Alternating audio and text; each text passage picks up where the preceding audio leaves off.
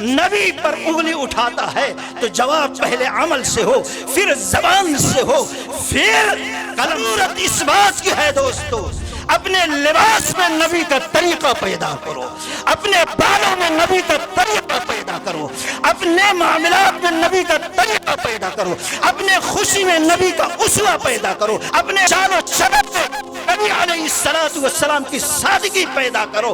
یہ ہے نبی علیہ السلام کی مدد۔ ایسے وقت میں جواب دو، جس نبی پر تو نے کیچڑ اچھالا ہے اس نبی کے ماننے والے ہم ہیں، اور افسوس ہے یہودیوں جیسے، نصرانیوں جیسے، مجوسیوں جیسے، کافروں جیسے، مشرکوں جیسے ہمارے بال، ہمارے لباس، ہماری باتیں، ہمارے ادوار، ہمارے چال و چلن، ہمارے کاروبار، ہمارے معاملات، ساری چیزیں ہیں، اگر نہیں ہے تو محمد الرسول اللہ صلی اللہ علیہ وسلم کا اسوہ ہمارے اندر پایا نہیں جاتا۔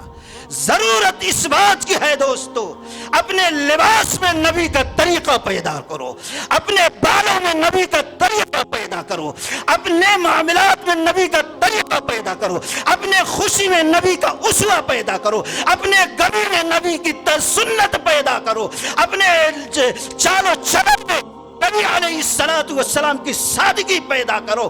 یہ ہے نبی علیہ السلام کی مدد۔ اور آگے اگر بڑھتے ہیں آپ تو نبی کے اس دین کو لوگوں کے اوپر عام کر دو۔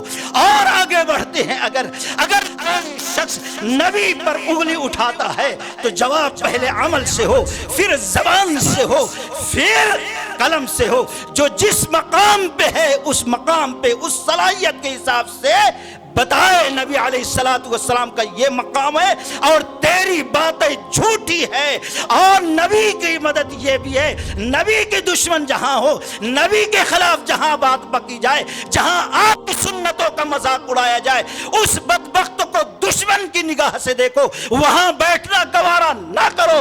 اور اگر زیادہ ہوتا ہے تو سن لو، 1924 کی بات ہے جب ایک بدبخت آریہ نے ایک کتاب لکھی تھی نبی کی عصمت پر انگلی اٹھاتے ہوئے رنگیرا رسول بول کر۔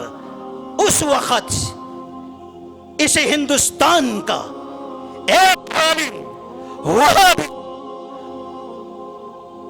مولانا ثناء اللہ امرتسری رحمت اللہ علیہ، اس کا جواب دیا مقدس رسول۔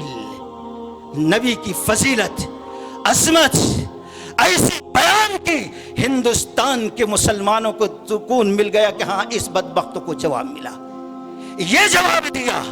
اور دوسرا، اس وقت عبدالحمید نام کا ایک شخص تھا، حاجی انور الحق رحمت اللہ علیہ لکھتے ہیں، نقل کرتے ہیں، بتاتے ہیں کہ اس شخص کو ایک نسخہ دیا گیا، صاحب یہ نسخہ آپ کاتب ہیں، لکھو۔ وہ پڑھا، غیرت جاگی۔ آج کچھ بیچارے یہ کہتے ہیں کہ آواز اٹھانے سے، ارے اللہ تبارک و تعالی نے کہا نبی علیہ السلام کی شان میں آپ کی عظمت پر داغ لگانے کے لیے کعب بن اشرف شاعری میں آپ کے خلاف پڑھتا تھا۔ محمد الرسول اللہ صلی اللہ علیہ وسلم صحابہ میں ٹھہرتے ہیں، کہتے ہیں اس بدبخت کے تکلیف اذیت سے مجھے کون بچائے گا۔ اس کے چچا زاد بھائی ٹھہرے، کچھ اجازتیں مانگی، بڑے اچھے انداز میں کئی چند دنوں کے بعد قتل کر دیا اس کو۔